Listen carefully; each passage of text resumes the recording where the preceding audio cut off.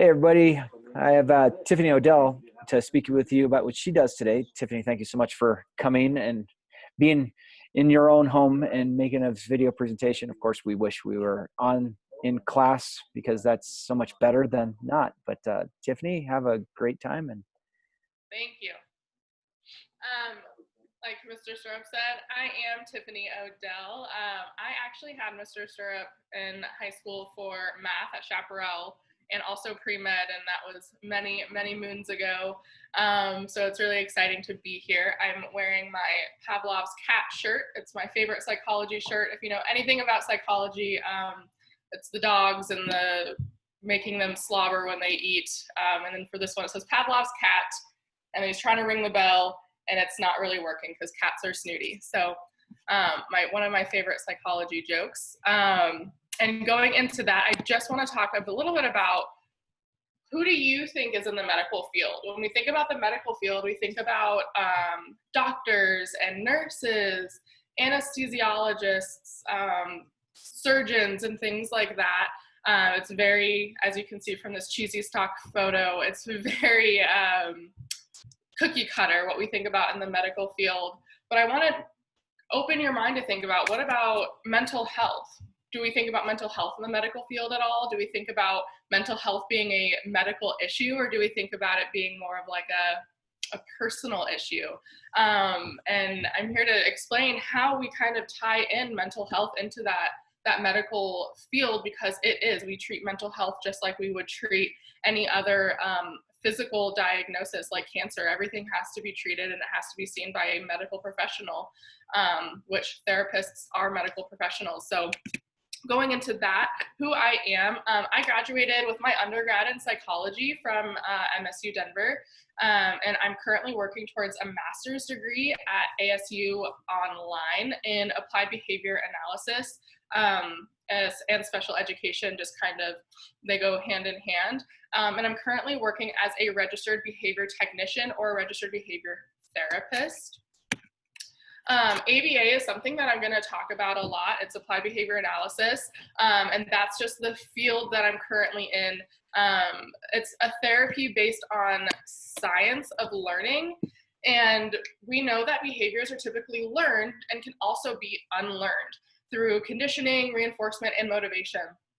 ABA also helps us to understand just how behaviors work, how behavior is affected, and how learning takes place. So it's a lot of Pavlovian and a lot of operant conditioning, which is going to be B.F. Skinner. So if you haven't taken a psychology course yet, I strongly encourage you to, because that is where I fell in love with psychology, when I took AP Psych my junior year, I think, of high school. And it's super, super interesting to learn about just humans in general, and behavior in general.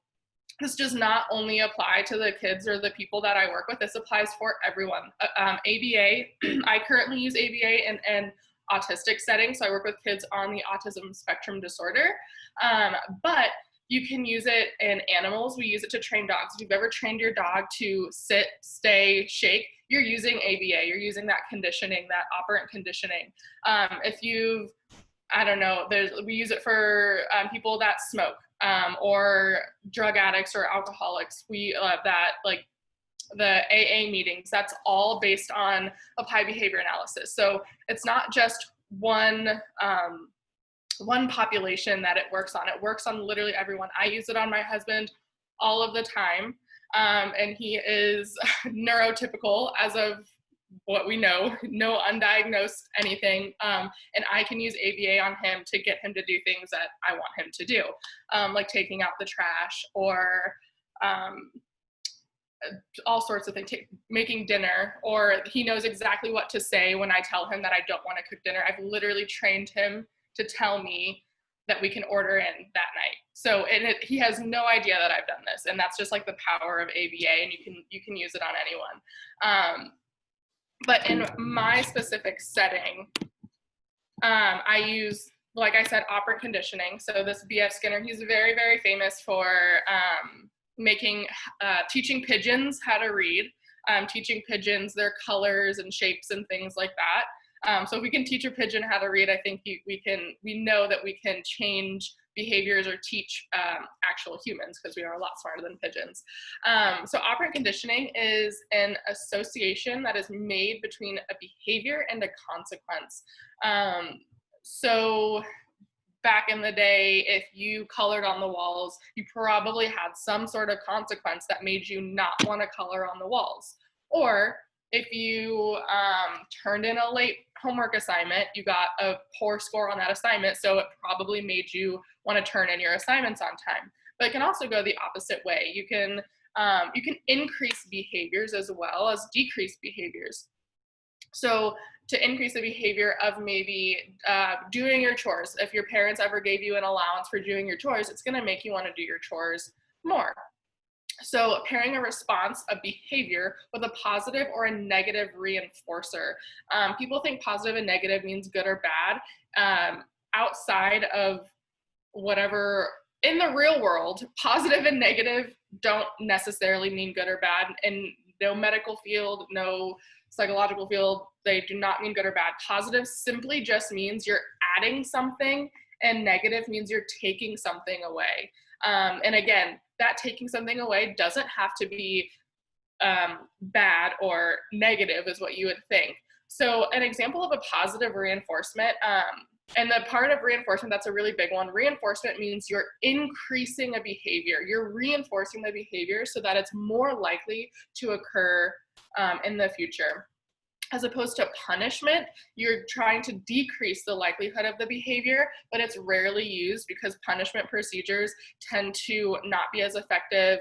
They're not sustainable. They don't generalize. So if I used a punishment procedure, it probably wouldn't decrease the behavior forever or for a long period of time.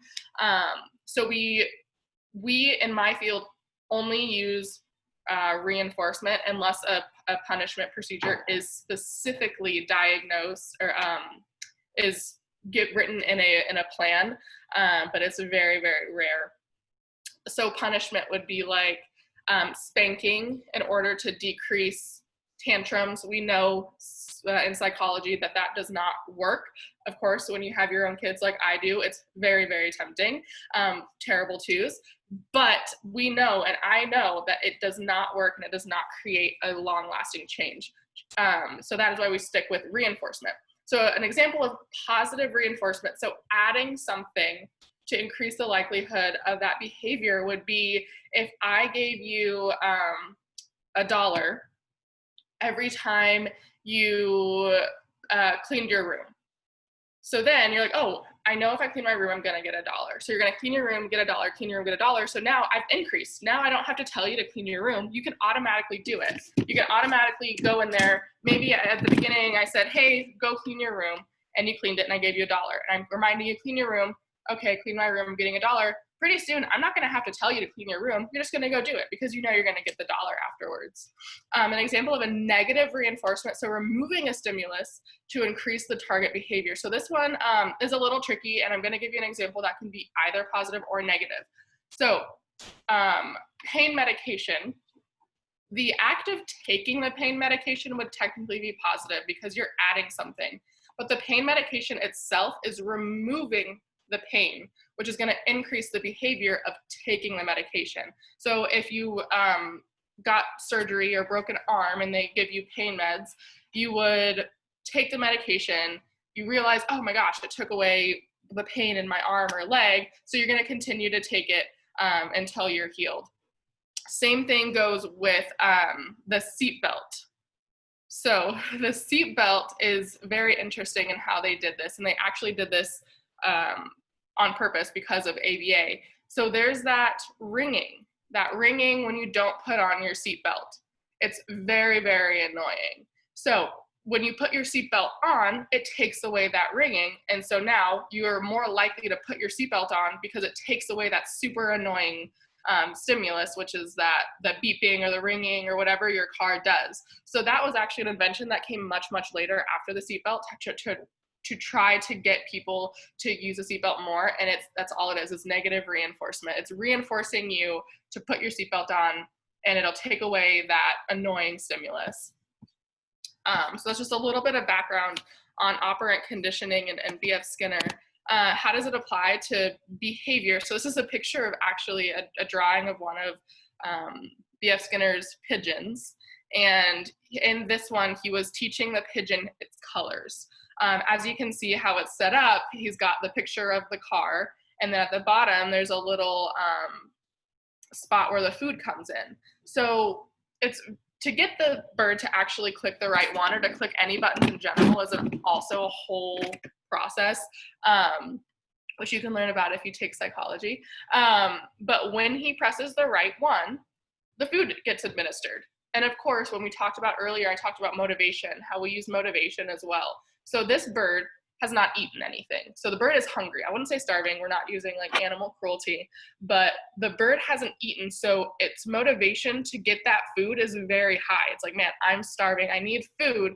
And as soon as he presses the button, a little bit of food gets administered, enough for him to be like, oh, that's food, but not enough to satiate him. So the motivation is going to be there to keep wanting to press that button. And you might think that, wow, birds aren't smart enough to figure that out. And they aren't. You don't really need to be cognizant of what's going on in order for behavior change to occur, which is also the cool thing. And it's why we can do things with animals, and also use these in zoo animals. There's a lot going on right now with gorillas, and how we've used ABA in gorillas to give them vaccines. Because typically in a zoo setting, we would have to sedate the gorilla by using a gun, and shoots this medication into them or whatever to sedate them in order to get their vaccines, which is stressful, it's harmful, it's not very ethical, I guess. So they've been able to train gorillas to put their arms up to the cage so that they can administer their vaccines and their medication. So you don't have to know what's going on in order for this to work, which is super cool. And it kind of gets rid of that language barrier. A lot of the kids that I work with are nonverbal, so we don't speak, but there's so many other ways to communicate, which is super awesome. So in this example, when the bird touches the right button, he gets the food. But if he doesn't touch the right button, if he touched white or green or red, or didn't touch the button at all, the food would be withheld completely. So he touches it, no food, touches, no food. So then he's starting to make that connection of, this behavior gives me this food, so then he's going to continue to do the right behavior. So that's that repeatedly pairing that reinforcement with the behavior, and it'll create that automated response. So if I give you a cookie, every time you raise your hand, you'll eventually begin to raise your hand more often, and without me having to tell you to raise your hand. So it's a lot of prompting and prompt fading, which is a whole other ball game, but just in simplest terms, it's just that repeated pairing of the reinforcement. So how do I help? I work with kids on the autism spectrum, and I help with a wide range of skills because it is a spectrum. So there are people who are low functioning and high functioning, just in terms of, recently I read about how it's bad to call them low functioning and high functioning, because they all have some sort of difficulty navigating. So it's just based on that difficulty, and whether they could just have that social aspect where they're a little bit socially anxious or a lot socially anxious, and it could go all the way up to nonverbal, no self-help skills and things like that. So it's a wide range, and it's catered towards what the specific client needs. And the wide range of skills that I help to promote, increasing language and communication skills. Like I said, a lot of kiddos are non-verbal at the beginning, or they just don't have very good functional communication techniques. So if they want something, they would whine for it as opposed to just simply asking for it. I help with improving attention, focus, social skills, memory, and academics. And I, most importantly, and the biggest one really, is I help to decrease problem behaviors. So when someone is on the autism spectrum disorder and they don't have these good communication skills, and they may be completely verbal, but their communication skills are just not there, that's where a lot of problem behaviors occur. And most problem behaviors occur because they want something, they don't want to do something, or they want attention. And that is what the three kind of apex of behaviors, everyone and anything, they operate on those three things. They want something, they don't want to do something, or they want attention. And that's what we would call kind of like their function. So their function would either be attention, tangible, or escape. So if I gave someone their homework, they would do anything that they could do to escape that situation. They don't want to do the homework, they're going to escape. If I'm talking to mom over there and the kiddo wants my attention, they're going to do anything they can to get my attention. If they want a food or a toy and I have it, or it's up high, or they don't know where it is, they're going to do anything they can to get that toy.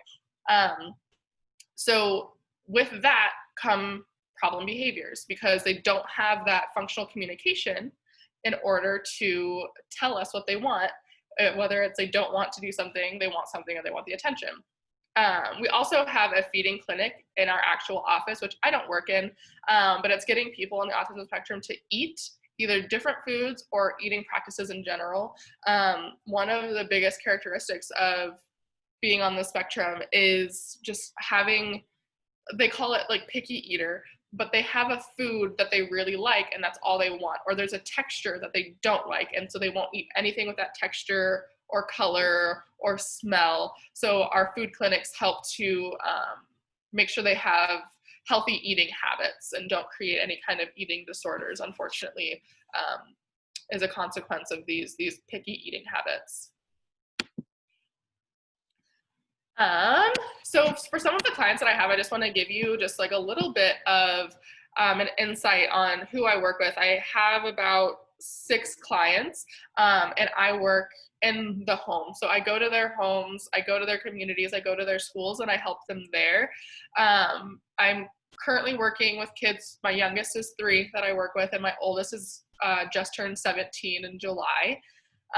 So client number 1 has a ASD diagnosis. They are 6 years old. Their favorite thing are trains and highways, and it's really cool because they can drive on Parker Road or any highway and they'll come home and draw it out on a piece of paper. It's super cool. It's super interesting. That's one of the reinforcers that we use for them to because that's what they love to do. They also have a big train tracks set, like the wooden trains, and they will use it in ways that I never knew it could be used to recreate highways, like the on-ramp of 6th and I-25. I don't even know where that is, but they know what it is, and they can recreate it with these trains, and it's super, super impressive. So the things that we work on are non-compliance, so not listening, not following directions, ignoring, and not being flexible. So this is also a huge one and a huge characteristic of people with ASD.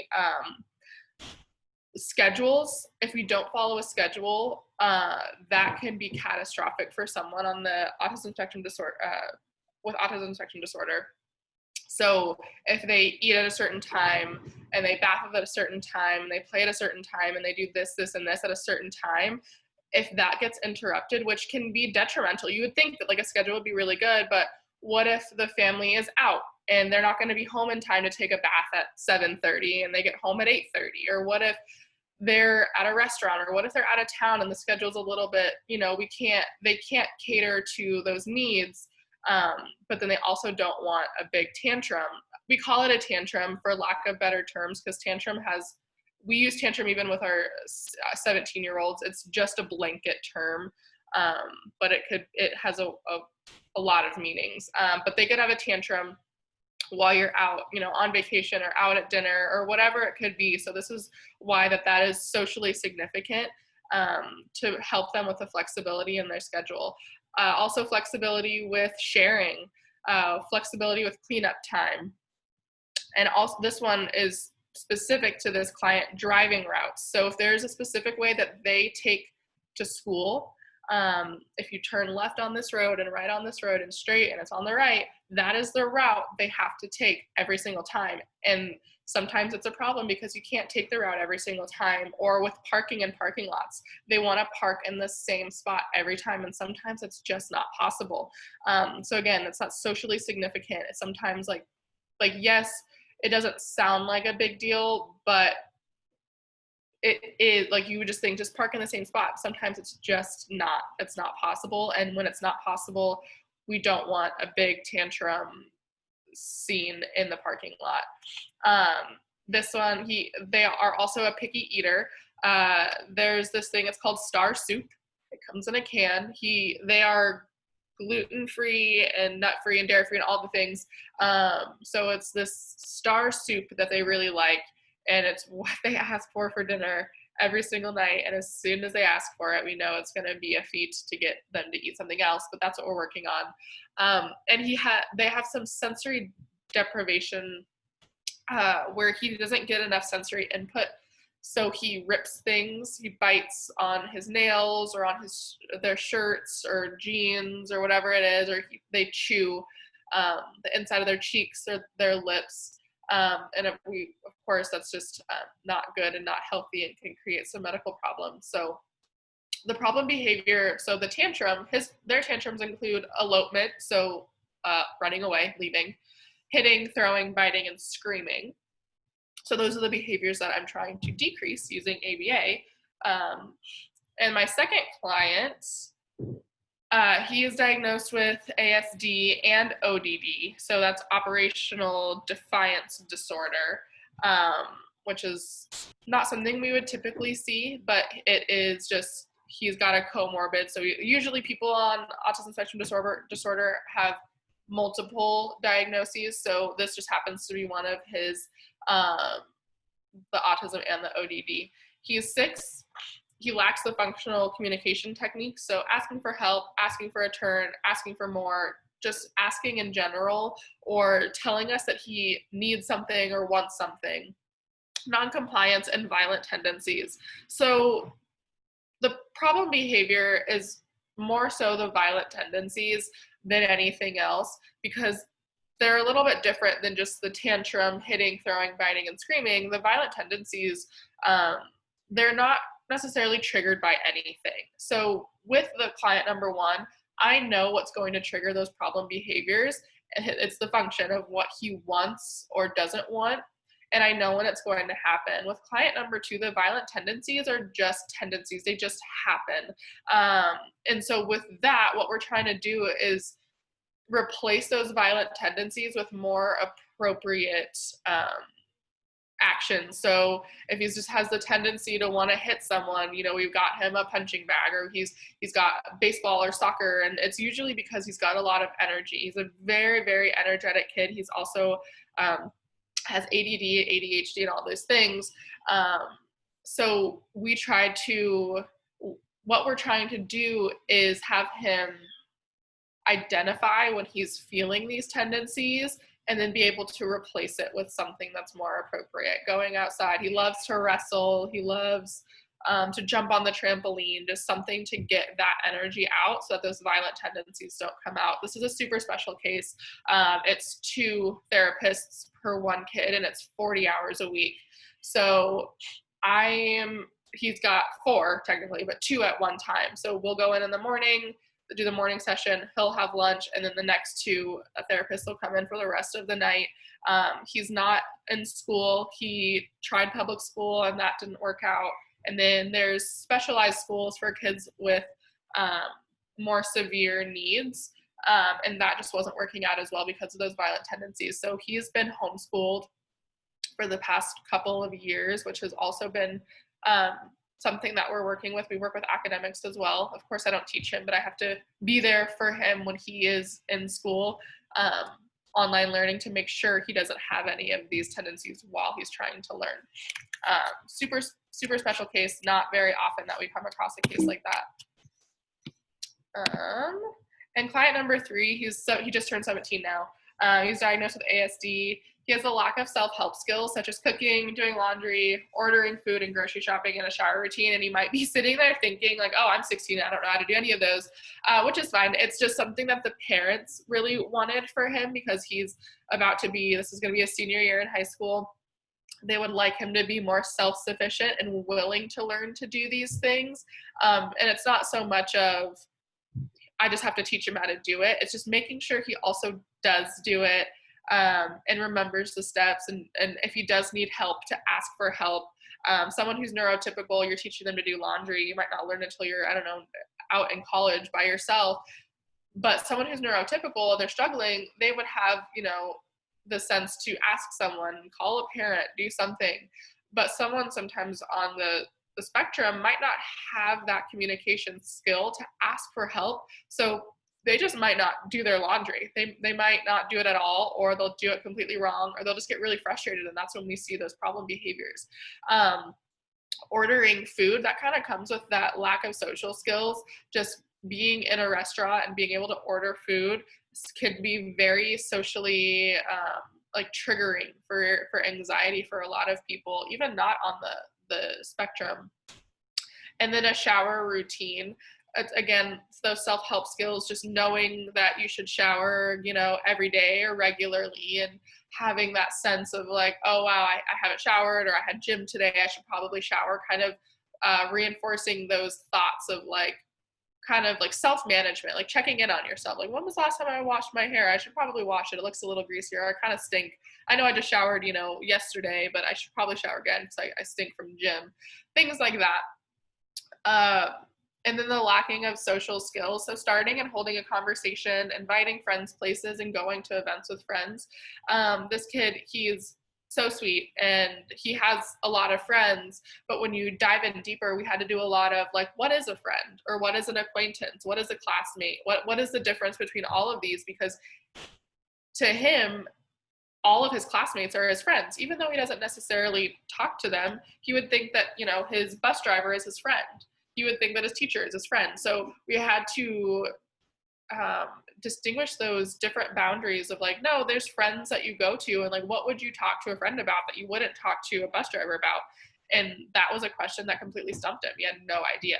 So kind of reinforcing like, you can reach out to friends. You can talk to friends about these certain things. You can talk to your bus driver about these certain things. You can talk to your parents, and just kind of establishing those boundaries. We're currently working on having him inviting his friends. And he's told me, because he's a great communicator, but he told me that the inviting his friends scares him because he doesn't want them to say no, and he doesn't want to be embarrassed. So he's probably had an experience where he has invited someone and they did say no. And so that reinforced his behavior of, okay, I'm just never going to ask someone. So that was a learned behavior. He had to learn that somewhere, that, oh, they're going to say no. And so now I'm trying to unlearn that behavior. And we do a lot of practicing. He lives with his cousin and his brother and mom. So we practice. I say, okay, we're going to invite your brother. And then, of course, I talk to the brother and tell him what to say. We're going to invite the brother to go get pizza tonight. And then, okay, so now he's getting those positive, those good pairings. Okay, I invited my brother, he said yes. I invited my mom, she said yes. Okay, I'm getting all these good experiences. And then so we can generalize it to his friends. Of course, I can't control what his friends say. I can't text his friends and tell them what to say. And then we also have to go over what happens if they do say no. Why could they say no? Maybe you could reschedule. Maybe they were busy. So I'm acting as a behavior therapist, but I'm also kind of helping with that mentalistic anxiety portion of it. But I'm using ABA to help with the personality disorder as well. Going to events with friends, we tried to get him to go to prom and homecoming. He went to a football game, which was like my biggest victory, which was amazing. And he ended up having a lot of fun. He wanted his mom there, but didn't want his mom to be seen. So she sat in the back, and it was a really great time. So just creating those good connections so that he'll want to do it more often. And like I said, autism is a spectrum, and therefore, like, I help those with differing needs. A lot of my younger kids, I have to help potty train. There could be a 4-year-old that's not potty trained yet, while others I'm just helping to navigate life, like with my third client, just and preparing them for after high school, helping him with how to conduct himself in a job interview, what to do if your coworker is doing something that you don't think is right, who to talk to, things like that, that you would never think that you would need someone to tell you how to do or help you with. But they're just things. This is a silly scenario. We were talking about like risk assessment and assessing different risky behaviors. And one of them was someone random messages you on Instagram and wants you to meet them in the middle of the night in a parking lot, and you've never met them before. What is the risk? And his biggest risk was, he said no, he wouldn't go. And I was like, okay, good, we're not gonna go. But the risk was, it's dark and he could trip and fall. So yes, while that is a risk, is that the biggest risk? And so then we have to dive deeper, like, and explain all of the risks and why. And that's just something, of course, that you feel like you don't have to teach someone those things, but it's just the way that their brains are wired. And he's just such a sweet kid. He wouldn't think about someone wanting to hurt someone else or things like that. So the biggest risk was falling because it was dark, which was a laughable moment. It was really cute. But we did have to kind of help him navigate that there are a lot more risks out there than you think, especially since he's going to be graduating high school soon and having more responsibilities. So like I said, it could go from potty training to just helping kids just navigate life. My work environment, at my current company, like I said, I'm doing in-home services. So I visit clients in their homes, the communities, and at school to provide services. So in the community, I usually will take my kids, my clients, to outings, like the park, the library, stores, restaurants, to generalize their skills to the public. We work a lot in home because that's where a lot of problem behavior happens. But, you know, a lot of parents, they have that problem behavior in the home, so they're scared to take their kids to the movie theater or to the library because they're like, oh, I know my kid is just going to have a tantrum and it's going to be, you know, like embarrassing to have people watch and stare. So I take them into the community to make sure we're also practicing appropriate behaviors in the community. So at home, you can, you know, scream and yell and run around. In the library, you can't do that. And for someone with autism, that can be very hard. It's like, but you're telling me I can't do that here in this one specific place, but I walk past those doors and I can. Like, I don't understand the disconnect. Or restaurants, like how to sit appropriately at a restaurant, how to order food at a restaurant. Parks, how to play with others. That's a really big one. How to share. A lot of the kids have siblings, so I can use them to help with sharing and playing. A lot of kids on the autism spectrum, they play, but it's very independent. They don't really want to like have a game where like me and you are playing with dolls and we're acting out, we're having like that pretend play. They don't do a lot of that. So incorporating that like pretend play with other kids is very, very socially significant, especially if they're in school or want to go to a friend's house and play. Like when I was talking about the kid number one, they don't know how to play at their friend's house.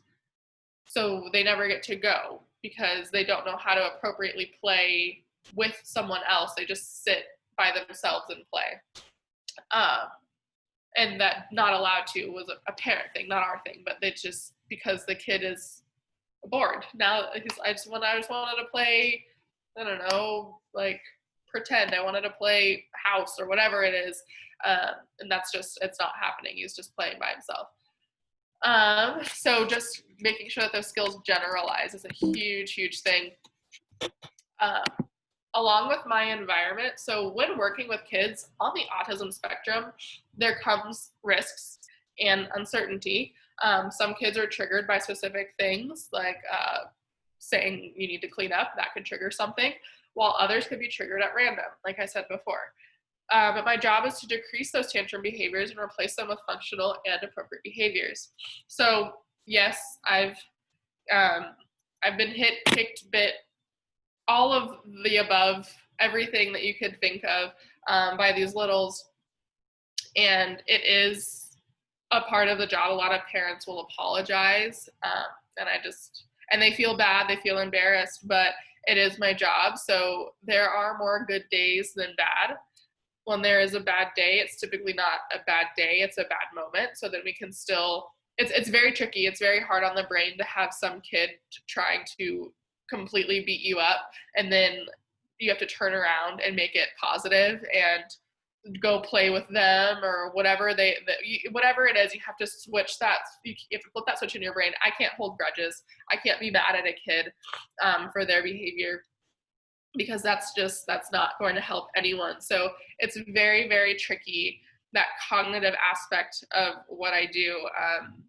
Having a kid, threaten me or spitting in my face, but then I have to turn around with a smile on my face and direct them in the other direction. It's very hard. But the success stories that I get out of it, or the families, the parents coming to me crying because they're so happy that their kid asked for help, or got in the bath without having a tantrum, or brushed their teeth, or got an A on an assignment, or did all their homework. So there's all of these things that when the parents talk to me, or the kids can come to me and say, oh my gosh, like the study tips that you gave me, I went and took my test and I got a B on it, or, oh, I didn't do so well on this test, but I went and talked to my teacher about what I could do better for the next test. Like, those are the things that make these tantrums so worth it, because I know that the tantrums aren't going to last forever, but the impact that I'm making will. So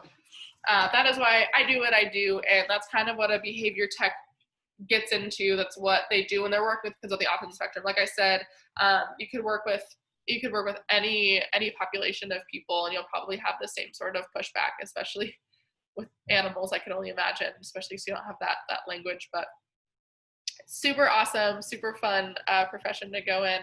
And I just want to thank Mr. Stirrup again for having me today, and I hope you enjoyed my little presentation. I think you did awesome, and I think they are all clapping at home right now. Well, yeah. once they watch the video. So I'm going to go ahead and hit stop on the video. Okay. Again, everybody, if you have questions, please type your questions in at the very end of this video, and I will email them to Tiffany. And so I'm going to stop recording